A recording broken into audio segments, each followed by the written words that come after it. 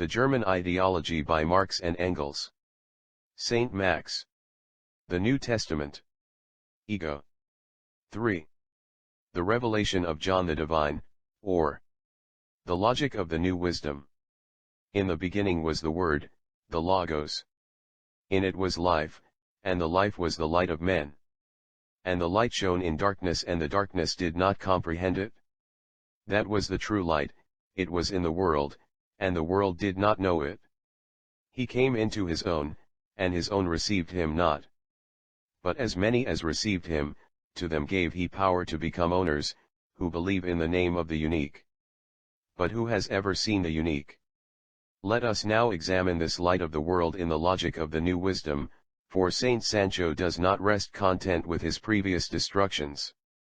In the case of our unique author, it is a matter of course that the basis of his genius lies in the brilliant series of personal advantages which constitute his special virtuosity of thought. Since all these advantages have already been extensively demonstrated, it suffices here to give a brief summary of the most important of them: carelessness of thought, confusion, incoherence, admitted clumsiness, endless repetitions, constant contradiction with himself, unequaled comparisons, attempts to intimidate the reader, systematic legacy hunting in the realm of thoughts by means of the levers you, it, one, etc., and crude abuse of the conjunctions for, therefore, for that reason, because, accordingly, but, etc., ignorance, clumsy assertions, solemn frivolity, revolutionary phrases and peaceful thoughts, bluster, bombastic vulgarity and coquetting with cheap indecency, elevation of Nanty the loafer 83 to the rank of an absolute concept, dependence on Hegelian traditions and current Berlin phrases, in short, sheer manufacture of a thin beggar's broth, 491 pages of it, in the Rumford manner. Drifting like bones in this beggar's broth are a whole series of transitions, a few specimens of which we shall now give for the amusement of the German public, depressed as it is. Could we not now, however one sometimes shares, one can then to the efficacy of, belongs especially that which one frequently, hears called, and that is to say to conclude, it can now be clear in the meantime. Thus it can, incidentally, be thought here, were it not for, or if, perhaps, it were not progress from, to the point that, is not difficult from a certain point of view, it is argued approximately, thus for example, and so on, etc., and it is to that in all possible transformations. We can at once mention here a logical trick about which it is impossible to decide whether it owes its existence to the lauded efficiency of Sancho or to the inefficiency of his thinking. This trick consists in seizing on one aspect, treating it as if it were the sole and only aspect so far known of an idea or concept which has several well-defined aspects, foisting this aspect on the concept as its sole characteristic, and then setting against it every other aspect under a new name, as something original. This is how the concepts of freedom and peculiarity are dealt with, as we shall see later. Among the categories which owe their origin not so much to the personality of Sancho, as to the universal distress in which the German theoreticians find themselves at the present time, the first place is taken by trashy distinction, the extreme of trashiness. Since our saint immerses himself in such soul-torturing antitheses as singular and universal, private interest and universal interest, ordinary egoism and selflessness, etc., in the final analysis one arrives at the trashiest mutual concessions and dealings between the two aspects, which again rest on the most subtle distinctions whose existence side by side is expressed by also, and whose separation from each other is then maintained by means of a miserable insofar as. Such trashy distinctions, for instance, are, how people exploit one another, but none does so at the expense of another, the extent to which something in me is inherent or suggested, the construction of human and of unique work, existing side by side, what is indispensable for human life and what is indispensable for unique life, what belongs to personality in its pure form and what is essentially fortuitous, to decide which Saint Max, from his point of view, has no criterion at all, what belongs to the rags and tatters and what to the skin of the individual, what by means of denial he gets rid of altogether or appropriates, to what extent he sacrifices merely his freedom or merely his peculiarity, in which case he also makes a sacrifice but only insofar as, properly speaking, he does not make a sacrifice, what brings me into relation with others as a link or as a personal relation. Some of these distinctions are absolutely trashy, others in the case of Sancho at least lose all meaning and foundation. One can regard as the peak of these trashy distinctions that between the creation of the world by the individual and the impulse which the individual receives from the world. If, for example, he had gone more deeply here into this impulse, into the whole extent and multifarious character of its influence on him, he would in the end have discovered the contradiction that he is as blindly dependent on the world as he egoistically and ideologically creates it. See, my self-enjoyment. He would not then have put side by side his also and insofar as, any more than human work and unique work, he would not have opposed one to the other, therefore one would not have attacked the other in the rear, and the egoist in agreement with himself would not be completely subordinated to himself, but we know that the latter did not need to be presupposed because from the outset this was the point of departure. This trashy play with distinctions occurs throughout the book.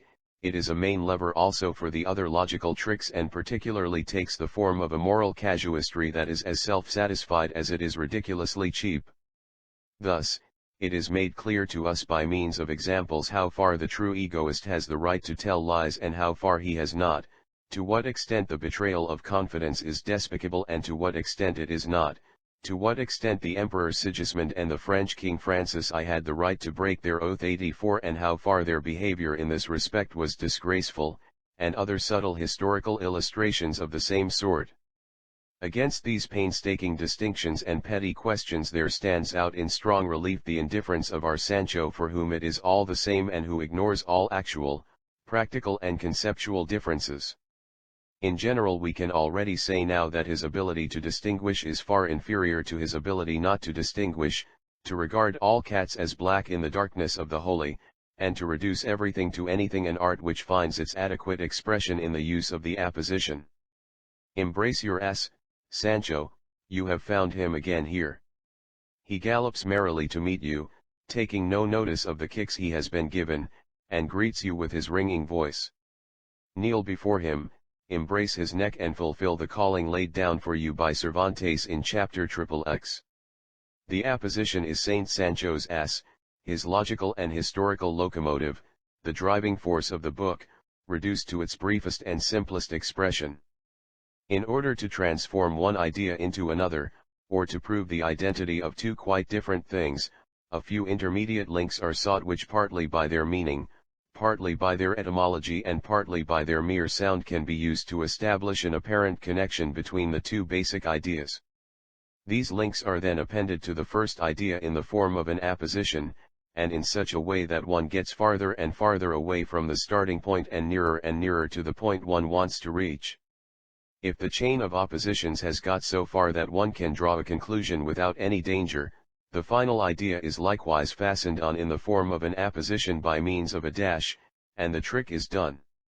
This is a highly recommendable method of insinuating thoughts, which is the more effective the more it is made to serve as the lever for the main arguments.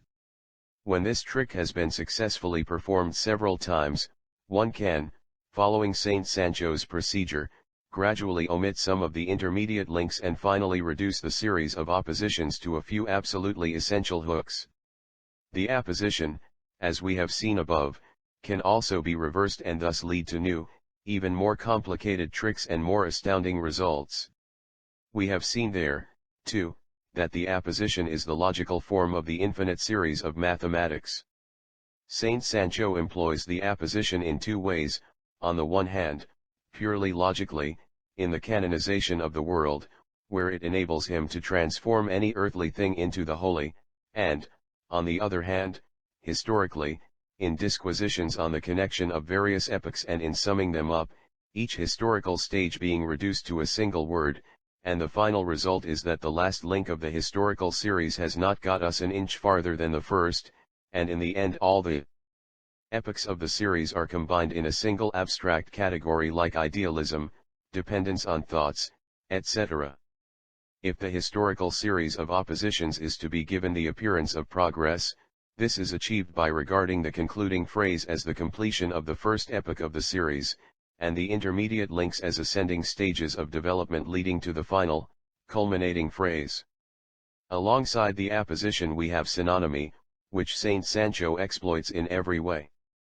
If two words are etymologically linked or are merely similar in sound, they are made responsible for each other, or if one word has different meanings, then, according to need, it is used sometimes in one sense and sometimes in the other, while Saint Sancho makes it appear that he is speaking of one and the same thing in different refractions. Further, a special branch of synonymy consists of translation, where a French or Latin expression is supplemented by a German one which only half expresses it, and in addition denotes something totally different, as we saw above, for example, when the word respektieren was translated to experience reverence and fear, and so on. One recalls the word stat, status, stand, not stand, etc. In the section on communism we have already had the opportunity of observing numerous examples of this use of ambiguous expressions. Let us briefly examine an example of etymological synonymy. The word Gesellschaft society is derived from the word Saal. If there are many people in a Saal, hall, room, then the Saal brings it about that they are in society. They are in society and they constitute at most a salon society, since they talk in conventional salon phrases. If real intercourse takes place, it should be regarded as independent of society, p. 286. Since the word Gesellschaft is derived from Saal, which, incidentally, is not true, for the original roots of all words are verbs, then Saal must be equivalent to Saal.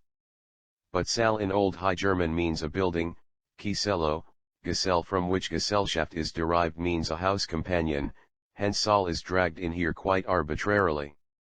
But that does not matter, Saal is immediately transformed into salon, as though there was not a gap of about 1,000 years and a great many miles between the Old High German Saal and the modern French salon. Thus society is transformed into a salon society, in which, according to the German Philistine idea, an intercourse consisting only of phrases takes place and all real intercourse is excluded. Incidentally, since Saint Max only aimed at transforming society into the holy, he could have arrived at this by a much shorter route if he had made a somewhat more accurate study of etymology and consulted any dictionary of word roots. What a find it would have been for him to discover there the etymological connection between the words Gesellschaft and Selig. Gesellschaft Selig Heilig das Heilige Society blessed holy the holy. What could look simpler? If Stirner's etymological synonymy is correct, then the communists are seeking the true earldom, the earldom as the holy. As Gesellschaft comes from Saal, a building, so Grafearl, Gothic Garavo, comes from the Gothic Ravo, house.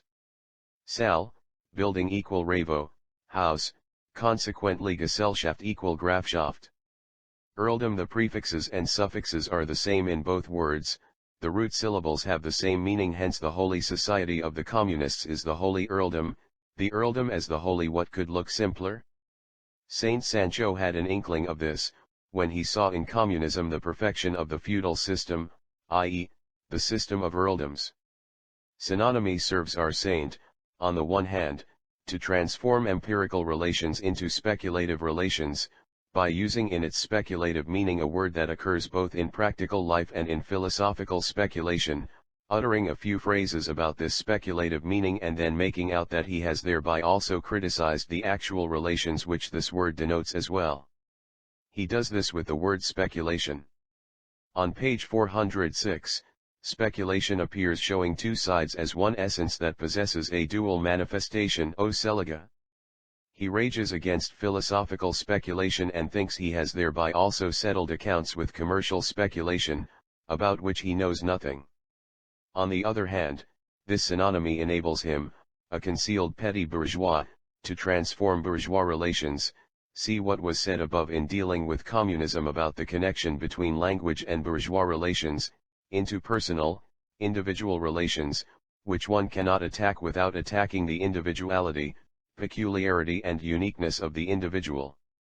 Thus, for example, Sancho exploits the etymological connection between Geld money and Geltung, worth, value vermogen wealth, property vermogen, to be able, capable etc.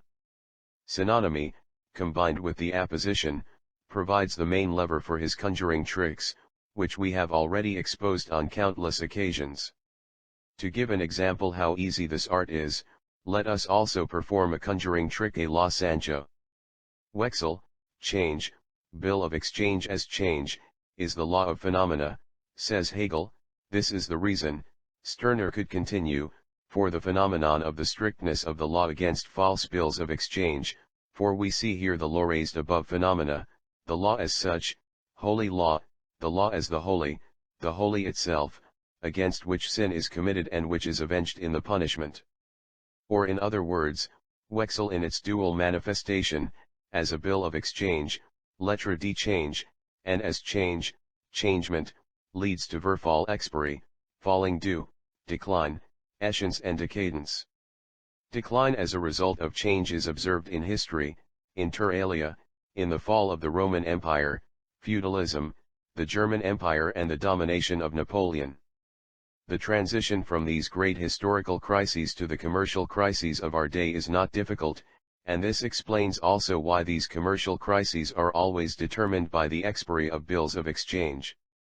Or he could also, as in the case of Vermogen and Geld, justify the Wechsel etymologically and from a certain point of view argue approximately as follows. The communists want, among other things, to abolish the Wechsel, bill of exchange. But does not the main pleasure of the world lie precisely in Wechsel, change? They want, therefore, the dead, the immobile, China, that is to say, the perfect Chinese is a communist.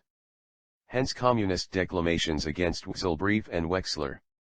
As though every letter were not a Wechsel brief, a letter that notes a change, and every man not a Wechselender, a Wechsler.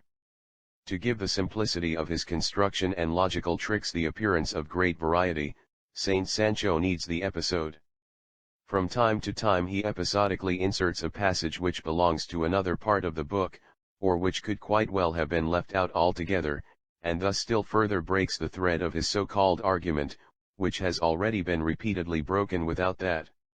This is accompanied by the naive statement that we do not stick to the rules, and after numerous repetitions causes in the reader a certain insensitiveness to even the greatest incoherence.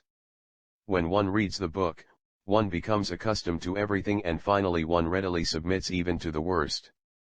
Incidentally, these episodes, as was only to be expected from Saint Sancho, are themselves only imaginary and mere repetitions under other guises of phrases encountered hundreds of times already. After Saint Max has thus displayed his personal qualities, and then revealed himself as appearance and as essence in the distinction, in synonymy and in the episode, we come to the true culmination and completion of logic, the concept. The concept is the ego, see Hegel's Logic, Part 3, Logic as the Ego. This is the pure relation of the ego to the world, a relation divested of all the real relations that exist for it, a formula for all the equations to which the holy man reduces mundane concepts. It was already revealed above that by applying this formula to all sorts of things Sancho merely makes an unsuccessful attempt to understand the various pure determinations of reflection, such as identity, antithesis, etc. Let us begin at once with a definite example, for example, the relation between the ego and the people. I am not the people. The people equal non-I. I equal the non-people. Hence, I am the negation of the people is dissolved in me. The second equation can be expressed also by an auxiliary equation. The people's ego is non-existent. Or, the ego of the people is the negation of my ego. The whole trick, therefore, consists in, 1. That the negation which at the outset belonged to the copula is attached first to the subject and then to the predicate, and 2. That the negation, the not, is, according to convenience, regarded as an expression of dissimilarity, difference, antithesis or direct dissolution. In the present example it is regarded as absolute dissolution, as complete negation. We shall find that at St. Max's convenience it is used also in the other meanings. Thus the tautological proposition that I am not the people is transformed into the tremendous new discovery that I am the dissolution of the people. For the equations given above, it was not even necessary for Saint Sancho to have any idea of the people, it was enough for him to know that I and the people are totally different names for totally different things. It was sufficient that the two words do not have a single letter in common. If now there is to be further speculation about the people from the standpoint of egoistical logic, it suffices to attach any kind of trivial determination to the people and to I from outside, from day-to-day experience, thus giving rise to new equations. At the same time it is made to appear that different determinations are being criticized in different ways. We shall now proceed to speculate in this manner about freedom, happiness and wealth. Basic equations. The people equal non-I. Equation number 1. Freedom of the people equal not my freedom.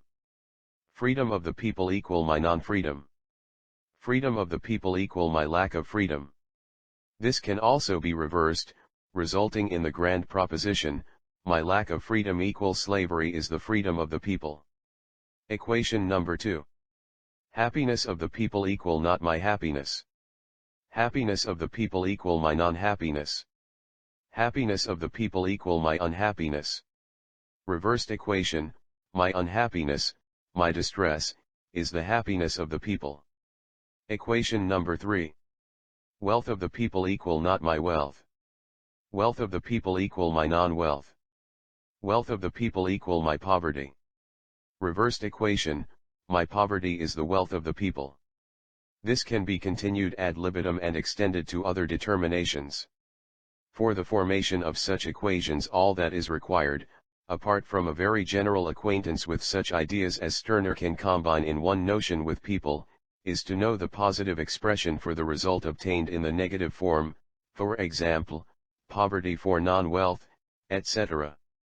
That is to say, as much knowledge of the language as one acquires in everyday life is quite sufficient to arrive in this way at the most surprising discoveries.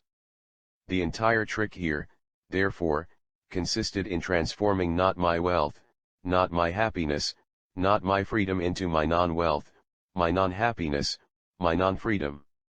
The not, which in the first equation is a general negation that can express all possible forms of difference, for example, it may merely mean that it is our common, and not exclusively my, wealth. This not is transformed in the second equation into the negation of my wealth, my happiness, etc., and ascribes to me non-happiness, unhappiness, slavery. Since I am denied some definite form of wealth, the people's wealth but by no means wealth in general, Sancho believes poverty must be ascribed to me. But this is also brought about by expressing my non-freedom in a positive way and so transforming it into my lack of freedom. But my non-freedom can, of course, also mean hundreds of other things, for example, my lack of freedom, my non-freedom from my body, etc. We started out just now from the second equation, the people equal non-I. We could also have taken the third equation as our starting point, I equal the non-people, and then, in the case of wealth for example, according to the same method, it would be proved in the end that my wealth is the poverty of the people.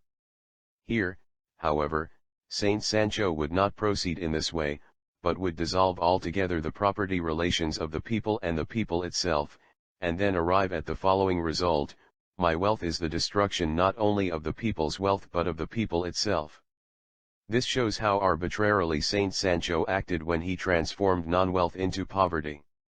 Our saint applies these different methods higgledy-piggledy and exploits negation sometimes in one meaning and sometimes in another. Even anyone who has not read Stirner's book sees at once, Wigand, p. 191, what confusions this is liable to produce. In just the same way the ego operates against the state. I am not the state. State equal non-I. I equal negation of the state. Nothing of the state equal I. Or in other words, I am the creative nothing in which the state is swallowed up. This simple melody can be used to ring the changes with any subject. The great proposition that forms the basis of all these equations is, I am not non-I. This non-I is given various names, which, on the one hand, can be purely logical, for example, being in itself, other being, or, on the other hand, the names of concrete ideas such as the people, state, etc. In this way the appearance of a development can be produced by taking these names as the starting point and gradually reducing them with the aid of equations, or a series of appositions again to the non-ego, which was their basis at the outset. Since the real relations thus introduced figure only as different modifications of the non-ego, and only nominally different modifications at that, nothing at all need be said about these real relations themselves. This is all the more ludicrous since the real relations are the relations of the individuals themselves, and declaring them to be relations of the non-ego only proves that one knows nothing about them. The matter is thereby so greatly simplified that even the great majority consisting of innately limited intellects can learn the trick in 10 minutes at most. At the same time, this gives us a criterion of the uniqueness of Saint Sancho. Saint Sancho further defines the non-ego opposed to the ego as being that which is alien to the ego, that which is the alien. The relation of the non-ego to the ego is therefore that of alienation in Fremdung. We have just given the logical formula by which Saint Sancho presents any object or relation whatsoever as that which is alien to the ego, as the alienation of the ego. On the other hand, Saint Sancho can, as we shall see, also present any object or relation as something created by the ego and belonging to it.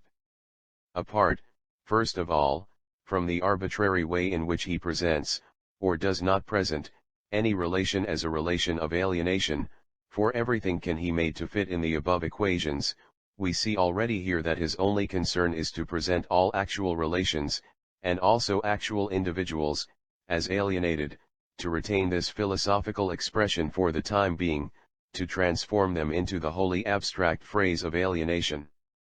Thus instead of the task of describing actual individuals in their actual alienation and in the empirical relations of this alienation, purely empirical relations, the same happens here. The setting forth is replaced by the mere idea of alienation, of the alien, of the holy. The substitution of the category of alienation, this is again a determination of reflection which can be considered as antithesis, difference, non-identity, etc., finds its final and highest expression in the alien being transformed again into the holy, and alienation into the relation of the ego to anything whatever as the holy. We prefer to elucidate the logical process on the basis of Saint Sancho's relation to the holy, since this is the predominant formula, and in passing we note that the alien is considered also as the existing, per appos, that which exists apart from me, that which exists independently of me, per appos, that which is regarded as independent owing to my non-independence, so that Saint Sancho can depict as the holy everything that exists independently of him, for example, the Blocksberg. 85. Because the holy is something alien, everything alien is transformed into the holy, and because everything holy is a bond, a fetter, all bonds and all fetters are transformed into the holy. By this means Saint Sancho has already achieved the result that everything alien becomes for him a mere appearance, a mere idea, from which he frees himself by simply protesting against it and declaring that he does not have this idea. Just as we saw in the case of the egoist not in agreement with himself, people have only to change their consciousness to make everything in the world all right. Our whole exposition has shown that Saint Sancho criticizes all actual conditions by declaring them the holy, and combats them by combating his holy idea of them.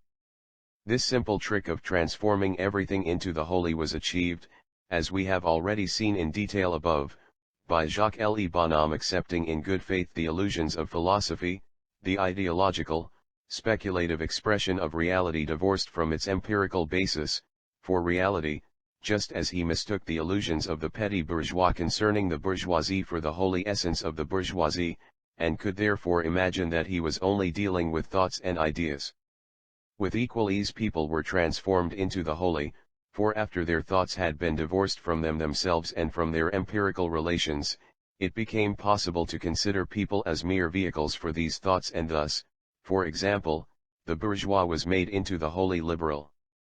The positive relation of Sancho, who is in the final analysis pious to the holy, a relation he calls respect, figures also under the name of love.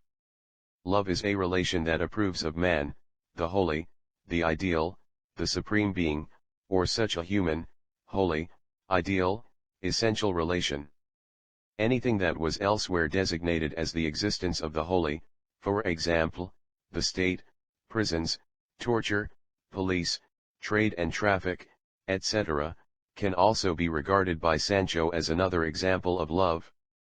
This new nomenclature enables him to write new chapters about what he has already utterly rejected under the trademark of the holy and respect. It is the old story of the goats of the shepherdess Duralva, in a holy form.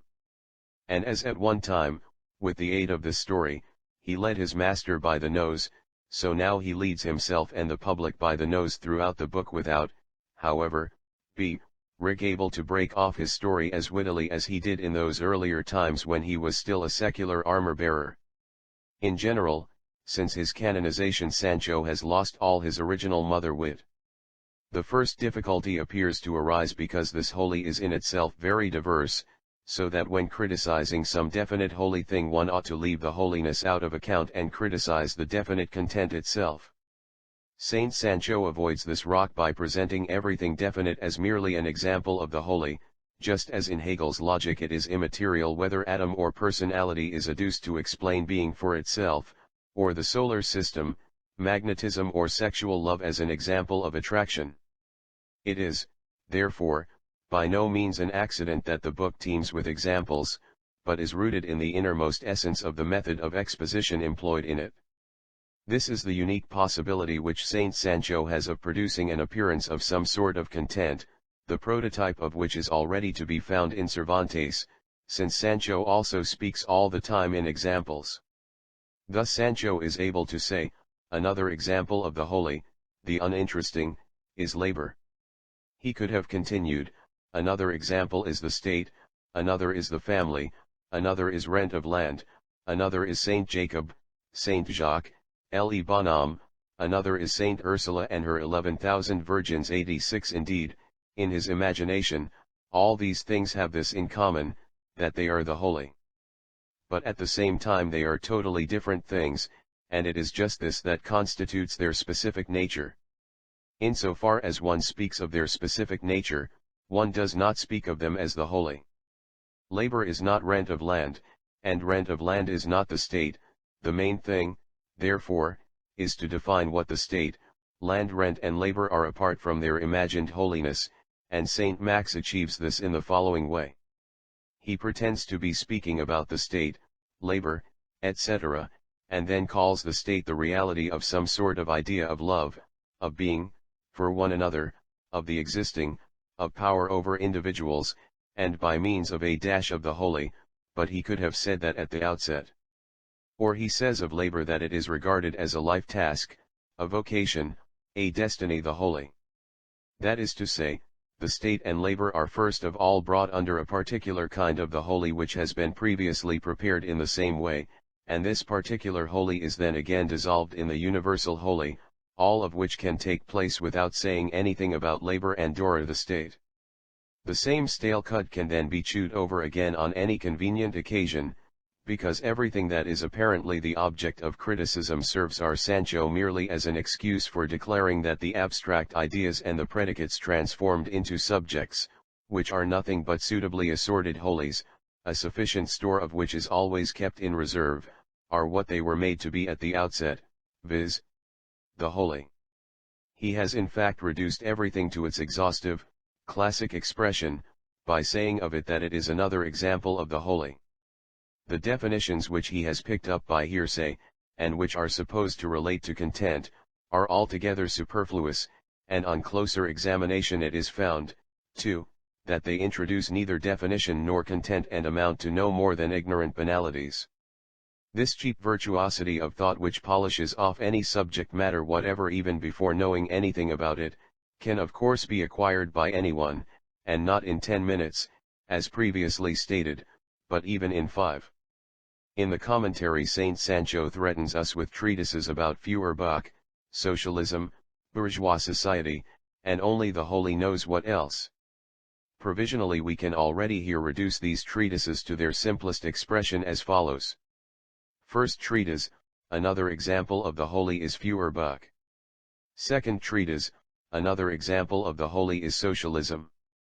Third treatise, another example of the holy is bourgeois society. Fourth treatise, another example of the holy is the treatise in the Stirner manner. Etc. In infinitum. A little reflection shows that the second rock against which Saint Sancho was bound to suffer shipwreck was his own assertion that every individual is totally different from every other, is unique.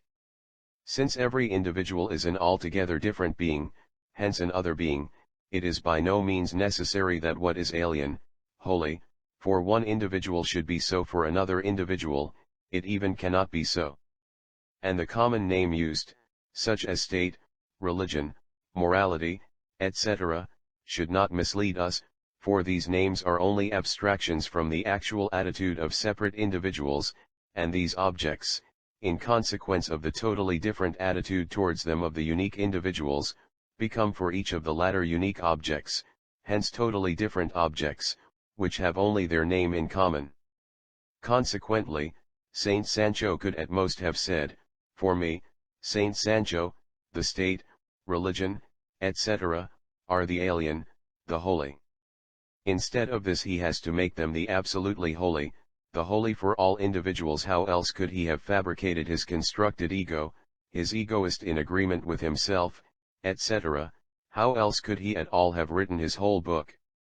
How little it occurs to him to make each unique the measure of his own uniqueness, how much he uses his own uniqueness as a measure, as a moral norm, to be applied to all other individuals, like a true moralist forcing them into his Procrustean bed, is already evident, inter alia, from his judgment on the departed and forgotten Klopstock, whom he opposes with the moral maxim that he ought to have adopted an attitude to religion altogether his own.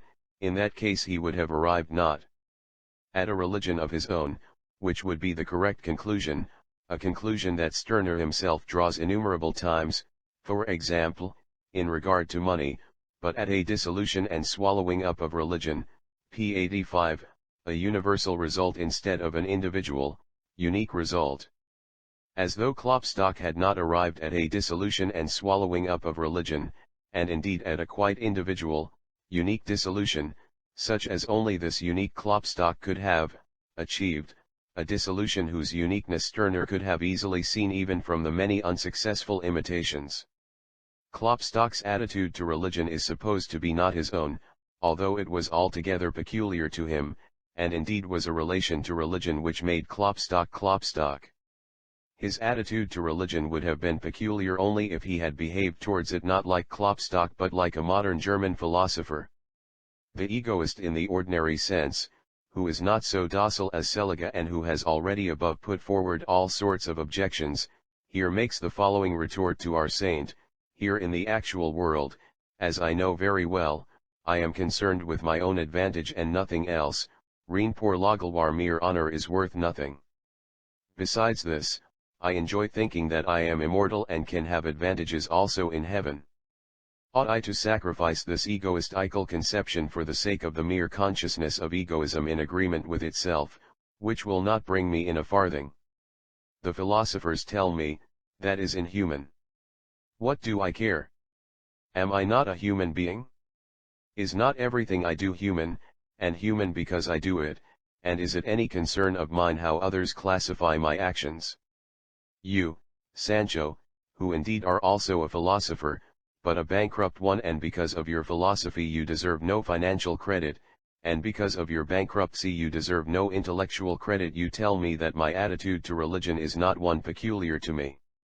What you say, therefore, is the same as what the other philosophers tell me, but in your case, as usual, it loses all meaning since you call peculiar what they call human. Could you speak of any other peculiarity than your own and transform your own relation again into a universal one? In my own way, my attitude to religion, if you like, is also a critical one. Firstly, I have no hesitation in sacrificing it, as soon as it attempts to interfere in my commerce. Secondly, in my business affairs it is useful for me to be regarded as religious, as it is useful for my proletarian, if the pie that I eat here he eats at least in heaven, and, finally, I turn heaven into my property. It is unpropriate adjunct à la propriété, property added to property, although already Montesquieu, who was of course a quite different type of man from you, tried to make me believe that it is un terror ajouté à la terreur. Terror added to terror. My attitude to heaven is not like that of any other person, and by virtue of the unique attitude that I adopt towards it, it is a unique object, a unique heaven. At most, therefore, you are criticizing your idea of my heaven, but not my heaven. And now immortality. Here you become simply ridiculous. I deny my egoism as you assert to please the philosophers because I immortalize it and declare the laws of nature and thought null and void, as soon as they want to give my existence a determination which is not produced by me myself and is highly unpleasant for right, namely, death. You call immortality tedious stability as though I could not always live an eventful life so long as trade is flourishing in this or the other world and I can do business in other things than your book. And what can be more stable than death, which against my will puts an end to my movement and submerges me in the universal, nature, the species, the holy. And now the state, law, police. For many an ego they may appear to be alien powers, but I know that they are my own powers. Incidentally, and at this point the bourgeois, this time with a gracious nod of the head, again turns his back on our saint. As far as I am concerned, go on blustering against religion, heaven, God and so on. I know all the same that in everything that interests me, private property, value, price, money, purchase and sale, you always perceive something peculiar. We have just seen how individuals differ from one another. But every individual again is diverse in himself. Thus, by reflecting himself in one of these qualities, i.e., by regarding, defining his ego through one of these determinations, Saint Sancho can define the object of the other qualities and these other qualities themselves as the alien, the holy, and so in turn with all his qualities. Thus, for example, that which is object for his flesh is the holy for his spirit, or that which is object for his need of rest is the holy for his need of movement. His transformation, described above, of all action and inaction into self-denial is based on this trick. Moreover, his ego is no real ego, but only the ego of the equations given above, the same ego that in formal logic, in the theory of propositions, figures as Chaos 87. Another example, namely, a more general example of the canonization of the world, is the transformation of real collisions, i.e., collisions between individuals and their actual conditions of life, into ideal collisions, i.e., into collisions between these individuals and the ideas which they form or get into their heads. This trick, too, is extremely simple. As Saint Sancho earlier made the thoughts of individuals into something existing independently, so here he separates the ideal reflection of real collisions from these collisions and turns this reflection into something existing independently. The real contradictions in which the individual finds himself are transformed into contradictions of the individual with his idea, or, as Saint Sancho also expresses it more simply, into contradictions with the idea as such, with the holy. Thus he manages to transform the real collision, the prototype of its ideal copy, into the consequence of this ideological pretense. Thus he arrives at the result that it is not a question of the practical abolition of the practical collision, but only of renouncing the idea of this collision, a renunciation which he, as a good moralist, insistently urges people to carry out. After Saint Sancho has thus transformed all the contradictions and collisions in which the individual finds himself into mere contradictions and collisions of the individual with one or other of his ideas, an idea which has become independent of him and has subordinated him to itself, and, therefore, is easily transformed into the idea as such, the holy idea, the holy. After this there remains only one thing for the individual to do, to commit the sin against the Holy Spirit, to abstract from this idea and declare the holy to be a spectre. This logical swindle, which the individual performs on himself, our saint regards as one of the greatest efforts of the egoist. On the other hand, however, anyone can see how easy it is in this way to declare that from the egoistical point of view all historically occurring conflicts and movements are subsidiary, without knowing anything about them. To do this one has only to extract a few of the phrases usually adopted in such cases, to transform them, in the manner indicated, into the holy, to depict the individuals as being subordinated to this holy, and to put oneself forward as one who despises the holy as such. A further offshoot of this logical trick, and indeed our saint's favorite maneuver, is the exploitation of the words designation, vocation, task, etc., thereby immensely facilitating the transformation of whatever he likes into the holy. For, in vocation, designation, task, etc., the individual appears in his own imagination as something different from what he actually is, as the alien, hence as the holy, and in opposition to his real being he asserts his idea of what he ought to be as the rightful, the ideal, the holy.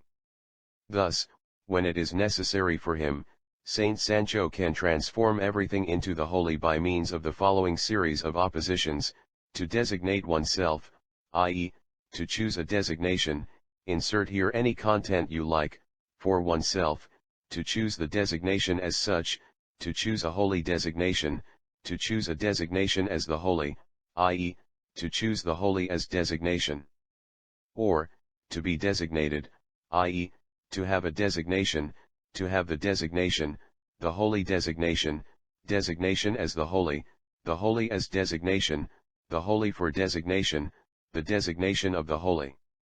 And now, of course, it only remains for him strongly to admonish people to select for themselves the designation of absence of any designation, the vocation of absence of any vocation, the task of absence of any task, although throughout the book, up to and including the commentary, he does nothing but select designations for people, set people tasks and, like a prophet in the wilderness, call them to the gospel of true egoism, about whom, of course, it is said, many are called but only one O'Connell is chosen. The conditions of life of a class appear as universal. We have already seen above how Saint Sancho separates the ideas of individuals from the conditions of their life, from their practical collisions and contradictions, in order then to transform them into the holy. Now these ideas appear in the form of designation, vocation, task. For Saint Sancho vocation has a double form, firstly as the vocation which others choose for me, examples of which we have already had above in the case of the newspapers that are full of politics and the prisons that our saint mistook for houses of moral correction. Afterwards vocation appears also as a vocation in which the individual himself believes. If the ego is divorced from all its empirical conditions of life, its activity, the conditions of its existence, if it is separated from the world that forms its basis and from its own body, then, of course, it has no other vocation and no other designation than that of representing the chaos of the logical proposition and to assist Saint Sancho in arriving at the equations given above. In the real world, on the other hand, where individuals have needs, they thereby already have a vocation and task, and at the outset it is still immaterial whether they make this their vocation in their imagination as well. It is clear, however, that because the individuals possess consciousness they form an idea of this vocation which their empirical existence has given them and, thus, furnish Saint Sancho with the opportunity of seizing on the word vocation, that is, on the mental expression of their actual conditions of life, and of leaving out of account these conditions of life themselves. The proletarian, for example, who like every human being has the vocation of satisfying his needs and who is not in a position to satisfy even the needs that he has in common with all human beings, the proletarian whom the necessity to work a 14-hour day debases to the level of a beast of burden, whom competition degrades to a mere thing, an article of trade, who from his position as a mere productive force, the sole position left to him, is squeezed out by other, more powerful productive forces. This proletarian is, if only for these reasons, confronted with the real task of revolutionizing his conditions. He can, of course, imagine this to be his vocation. He can also, if he likes to engage in propaganda, express his vocation by saying that to do this or that is the human vocation of the proletarian, the more so since his position does not even allow him to satisfy the needs arising directly from his human nature. Saint Sancho does not concern himself with the reality underlying this idea. With the practical aim of this proletarian he clings to the word vocation and declares it to be the holy, and the proletarian to be a servant of the wholly the easiest way of considering himself superior and proceeding further.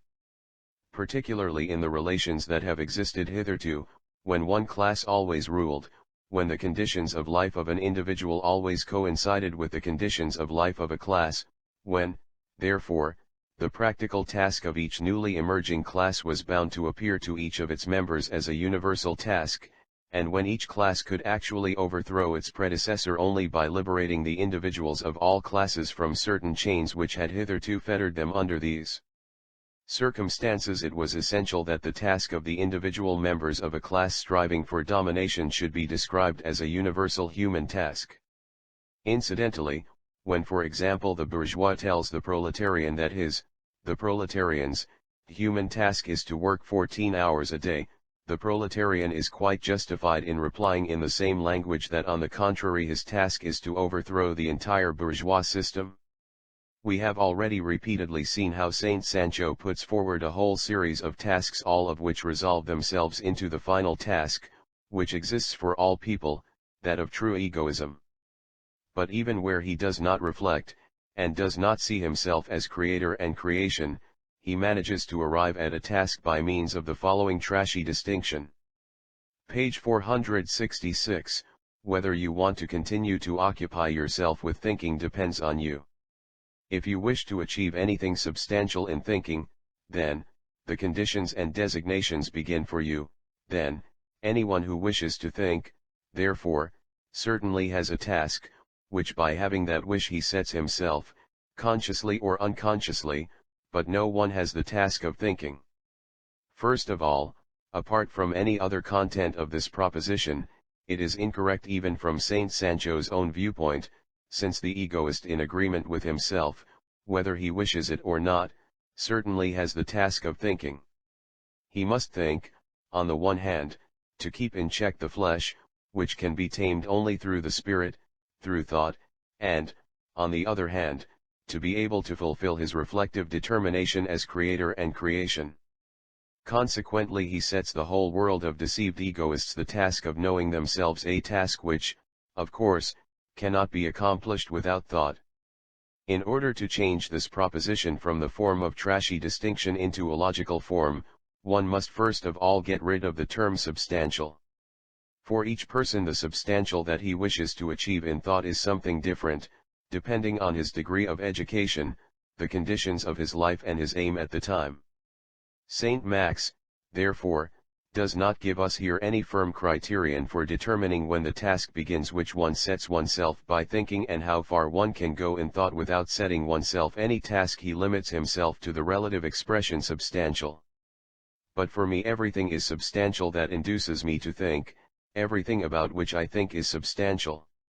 Therefore instead of, if you want to achieve anything substantial in thinking, it should read, if you want to think at all.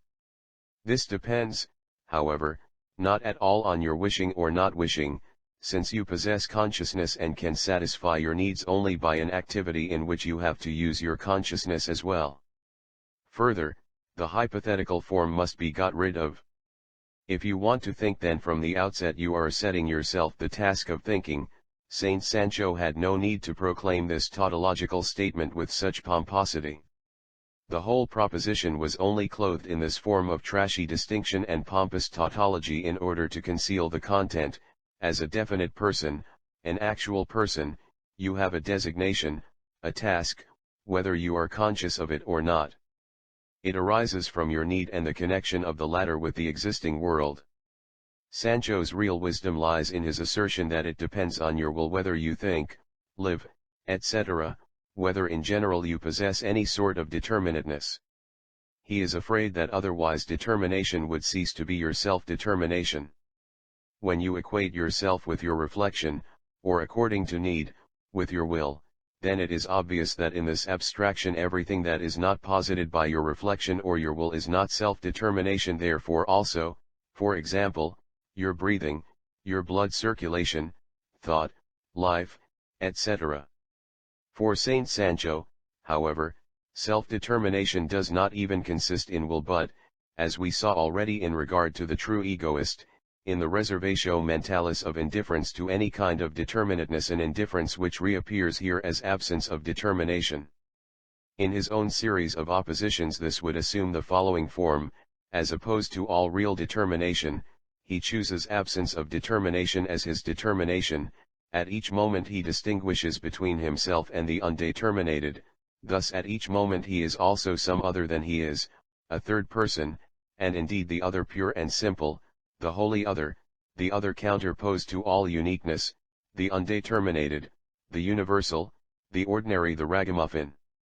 If Saint Sancho saves himself from determination by his leap into absence of determination, which is itself a determination and indeed the worst of all, then the practical, moral content of this whole trick, apart from what was said above in connection with the true egoist, is merely an apology for the vocation forced on every individual in the world as it has existed so far. If, for example, the workers assert in their communist propaganda that the vocation, designation, task of every person is to achieve all-round development of all his abilities, including, for example, the ability to think, Saint Sancho sees in this only the vocation to something alien, the assertion of the holy. He seeks to free them from this by defending the individual who has been crippled by the division of labor at the expense of his abilities and relegated to a one-sided vocation against his own need to become different, a need which has been stated to be his vocation by others. What is here asserted in the form of a vocation, a designation, is precisely the negation of the vocation that has hitherto resulted in practice from the division of labor, i.e., the only actually existing vocation, hence, the negation of vocation altogether. The all-round realization of the individual will only cease to be conceived as an ideal, a vocation, etc., when the impact of the world which stimulates the real development of the abilities of the individual is under the control of the individuals themselves, as the communists desire. Finally, in the egoistical logic all the twaddle about vocation has moreover the purpose of making it possible to introduce the holy into things and to enable us to destroy them without having to touch them. Thus, for example, one person or another regards work, business affairs, etc., as his vocation. Thereby these become holy work, holy business affairs, the holy. The true egoist does not regard them as vocation, thereby he has dissolved holy work and holy business affairs. So they remain what they are and he remains what he was. It does not occur to him to investigate whether work, business affairs, etc., these modes of existence of individuals, by their real content and process of development necessarily lead to those ideological notions which he combats as independent beings, or, to use his expression, which he canonises. Just as Saint Sancho canonises communism in order later, in connection with the Union, the better to palm off his holy idea of it as his own invention, so, in exactly the same way, he blusters against vocation, designation, task merely in order to reproduce them throughout his book as the categorical imperative. Wherever difficulties arise, Sancho hacks his way through them by means of a categorical imperative such as turn yourself to account, recognize yourself, let each become an all-powerful ego, etc. On the categorical imperative, see the section on the Union, on vocation, etc., see the section on self-enjoyment. We have now revealed the chief logical trick Saint Sancho uses to canonize the existing world and thereby to criticize and consume it. Actually, however, he consumes only the holy in the world, without even touching the world itself. Hence it is obvious that he has to remain wholly conservative in practice. If he wanted to criticize, then earthly criticism would begin just where any possible halo ends. Social development exposes falsehoods. The more the normal form of intercourse of society, and with it the conditions of the ruling class, develop their contradiction to the advanced productive forces, and the greater the consequent discord within the ruling class itself as well as between it and the class ruled by it, the more fictitious, of course, becomes the consciousness which originally corresponded to this form of intercourse, i.e., it ceases to be the consciousness corresponding to this form of intercourse, and the more do the old traditional ideas of these relations of intercourse, in which actual private interests, etc., etc., are expressed as universal interests, descend to the level of mere idealizing phrases, conscious illusion, deliberate hypocrisy. But the more their falsity is exposed by life, and the less meaning they have for consciousness itself, the more resolutely are they asserted, the more hypocritical, moral and holy becomes the language of this normal society. The more hypocritical this society becomes, the easier it is for such a credulous man as Sancho to discover everywhere the idea of the holy, the ideal. From the universal hypocrisy of society he, the credulous, can deduce universal faith in the holy, the domination of the holy, and can even mistake this holy for the pedestal of existing society. He is the dupe of this hypocrisy, from which he should have drawn exactly the opposite conclusion. The world of the holy is in the final analysis epitomized in man. As we have already seen throughout the Old Testament, Sancho regards man as the active subject on which the whole of previous history is based. In the New Testament he extends this domination of man to the whole of the existing, contemporary physical and spiritual world, and also to the properties of the individuals at present existing. Everything belongs to man, and thus the world is transformed into the world of man. The holy as a person is man, which for Sancho is only another name for the concept, the idea. The conceptions and ideas of people, separated from actual things, are bound, of course, to have as their basis not actual individuals, but the individual of the philosophical conception, the individual separated from his actuality and existing only in thought, man as such, the concept of man. With this, his faith in philosophy reaches its culmination.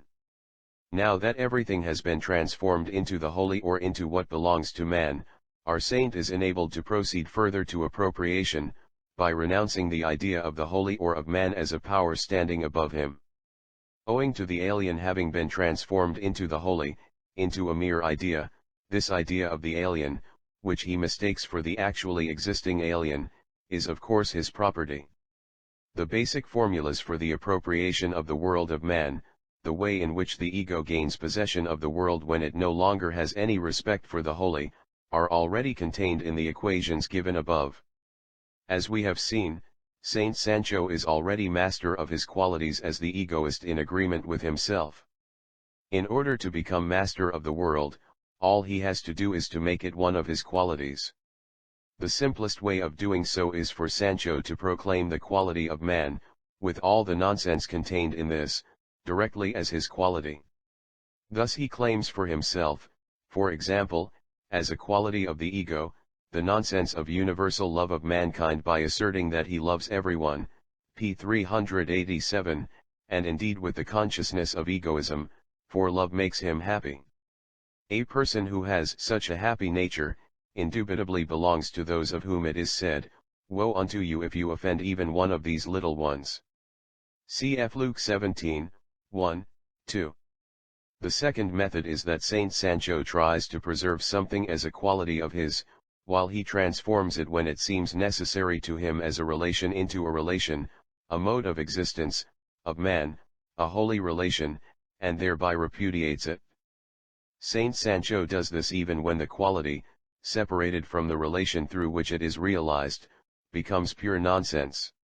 Thus, for example, on page 322 he wants to preserve national pride by declaring that nationality is one of his qualities and the nation his owner and master. He could have continued, "Religiousness is a quality of mine, I have no intention of renouncing it as one of my qualities. Religion is my master, the holy. Family love is a quality of mine, the family is my master. Justice is a quality of mine, the law is my master. To engage in politics is a quality of mine, the state is my master." The third method of appropriation is employed when some alien power whose force he experiences in practice is regarded by him as holy and spurned altogether without being appropriated. In this case he sees his own powerlessness in the alien power and recognizes this powerlessness as his property, his creation, above which he always stands as creator. This, for example, is the case with the state. Here, too, he fortunately arrives at the point at which he has to deal not with something alien, but only with a quality of his own, against which he needs only to set himself as creator in order to overcome it. In an emergency, therefore, the lack of a quality is also taken by him as a quality of his. When Saint Sancho is starving to death, it is not due to lack of food, but to his own hungriness, his own quality of starving. If he falls out of a window and breaks his neck, it happens not because the force of gravity plunges him downwards, but because absence of wings, inability to fly, is a quality of his own. The fourth method, which he employs with the most brilliant success, consists in declaring that everything that is the object of one of his qualities, is, since it is his object, his property, because he has a relation to it by virtue of one of his qualities, irrespective of the character of this relation. Thus, what has up to now been called seeing, hearing, feeling, etc., Sancho, this inoffensive acquisitor, calls acquiring property. The shop at which I am looking is, as something seen by me, the object of my eye, and its reflection on my retina is the possession of my eye. And now the shop, besides its relation to the eye, becomes his possession, and not merely the possession of his eye his possession, which is as much upside down as the image of the shop on his retina. When the shopkeeper lets down the shutters, or, as Seneca puts it, the blinds and curtains, his property disappears and, like a bankrupt bourgeois, he retains only the painful memory of vanished brilliance. If Stirner passes by the royal kitchen, he will undoubtedly acquire possession of the smell of the pheasants roasting there, but he will not even see the pheasants themselves. The only persisting possession that falls to his share is a more or less vociferous rumbling in his stomach. Incidentally, what and how much he can see depends not only on the existing state of affairs in the world, a state of affairs by no means created by him, but also on his purse and on the position in life which falls to his lot owing to division of labor, which perhaps shuts away very much from him, although he may have very acquisitive eyes and ears. If Saint Sancho had said simply and frankly that everything that is the object of his imagination, as an object imagined by him, i.e., as his idea of an object, is his idea, i.e., his possession, and the same thing holds with looking at something, etc., one would only have marveled at the childish naivete of a man who believes that such a triviality is a discovery and a fortune. But the fact that he passes off this conjectural property as property in general was bound, of course, to have a magical attraction for the propertyless German ideologists. Every other person in his sphere of action, too, is his object, and as his object his property, his creature. Each ego says to the other, cp 184. For me you are only what you are for me, for example, my exploiteur, namely my object, and, because my object, my property. Hence also my creature, which at any moment as creator I can swallow up and take back into myself. Thus, each ego regards the other not as a property owner, but as his property, not as ego, cp 184, but as being for him, as object, not as belonging to himself, but as belonging to him, to another, as alienated from himself. Let us take both for what they give themselves out to be, p. 187, for property owners, for something belonging to themselves, and for what they take each other to be, for property, for something belonging to the alien. They are property owners and they are not property owners, cfp 187. What is important for Saint Sancho, however, in all relations to others, is not to take the real relation, but how each can see himself in his imagination, in his reflection. Since everything that is object for the ego is, through the medium of one or other of his properties, also his object and, therefore, his property. Thus, for example, the beatings he receives as the object of his members, his feelings and his mind, are his object and, therefore, his property. He is able to proclaim himself the owner of every object that exists for him. By this means he can proclaim that the world surrounding him is his property, and that he is its owner no matter how much it maltreats him and debases him to the level of a man having only ideal wealth, a ragamuffin. On the other hand, since every object for the ego is not only my object, but also my object, it is possible, with the same indifference towards the content, to declare that every object is not my own, alien, holy. One and the same object and one and the same relation can, therefore, with equal ease and with equal success be declared to be the holy and my property. Everything depends on whether stress is laid on the word my or on the word object. The methods of appropriation and canonization are merely two different refractions of one transformation. All these methods are merely positive expressions for negating what was posited as alien to the ego in the above equations, except that the negation is again, as above, taken in various determinations. Negation can, firstly, be determined in a purely formal way, so that it does not at all affect the content as we saw above in the case of love of mankind and in all cases when its whole alteration is limited to introducing consciousness of indifference. Or the whole sphere of the object or predicate, the whole content, can be negated, as in the case of religion and the state. Or, thirdly, the copula alone, my hitherto alien relation to the predicate, can be negated and the stress laid on the word my so that my attitude to what is mine is that of property owner in the case of money, for instance, which becomes coin of my own coining. In this last case both the quality of man and his relation can lose all meaning. Every one of the qualities of man, by being taken back into myself, is extinguished in my individuality. It is no longer possible to say what the quality is. It remains only nominally what it was.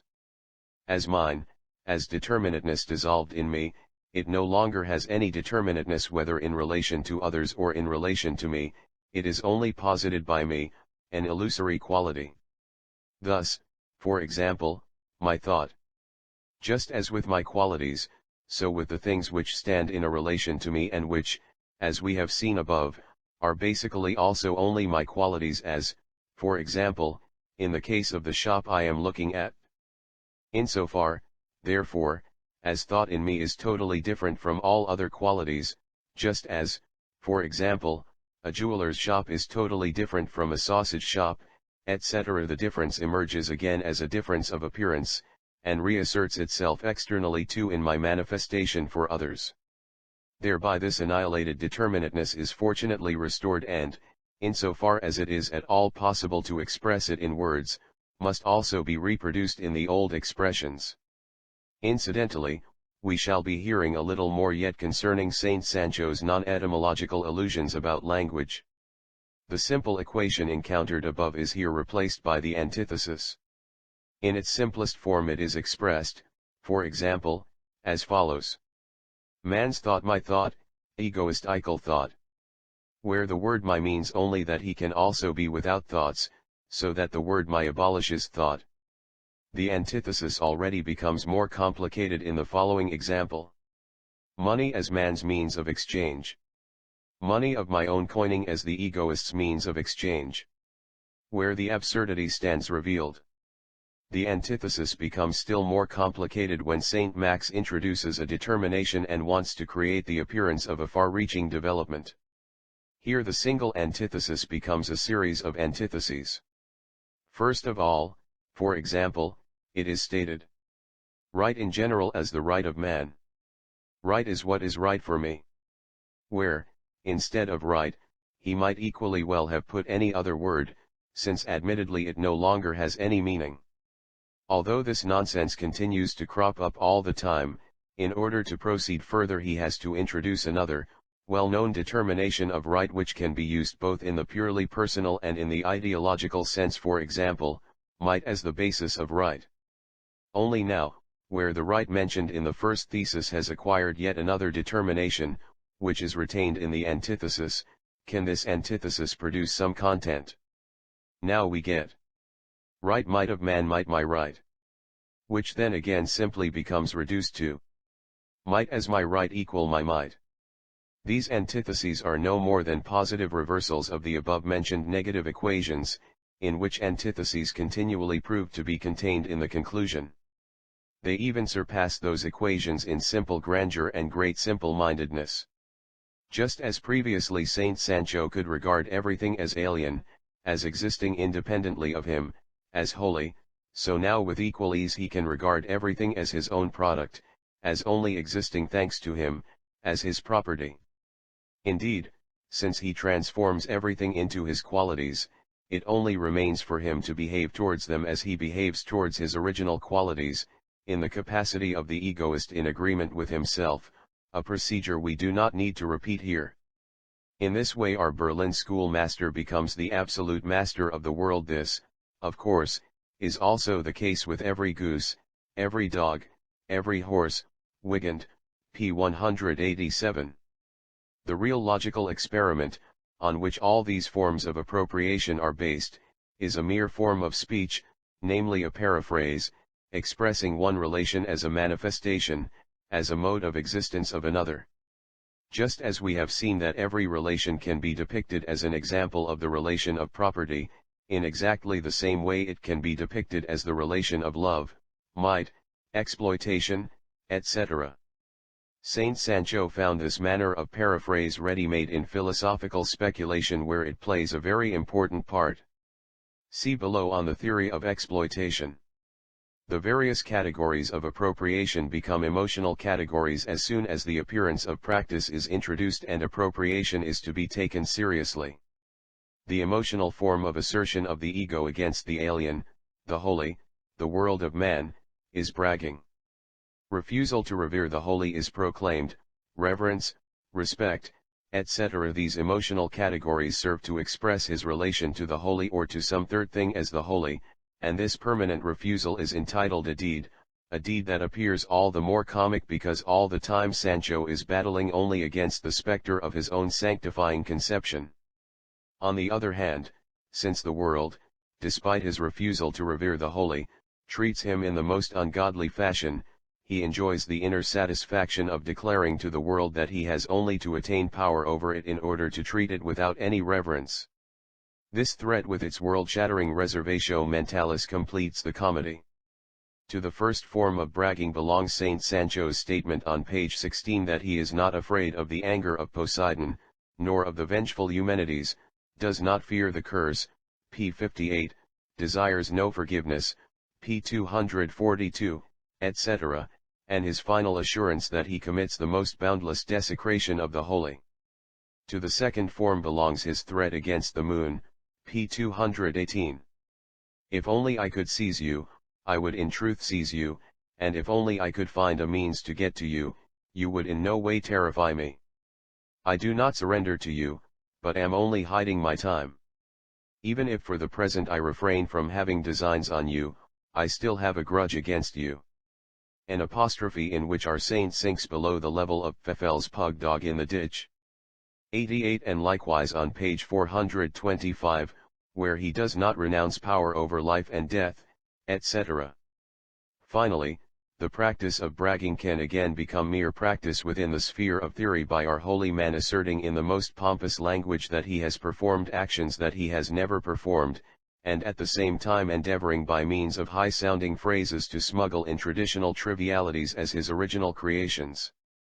Actually this is characteristic of the entire book, particularly his construction of history, which is foisted on us as an exposition of his thought but is only a bad piece of copying out than the assurance that the book appears to be written against man, Wigand, p. 168, and a multitude of separate assertions, such as, with one puff of the living ego I blow down whole peoples, p. 219 of the book, I recklessly attack, p. 254, the people is dead, p. 285, further the assurance that he delves into the bowels of right, p. 275, and, finally, the challenging call, embellished with quotations and aphorisms, for a flesh and blood opponent, p. 280.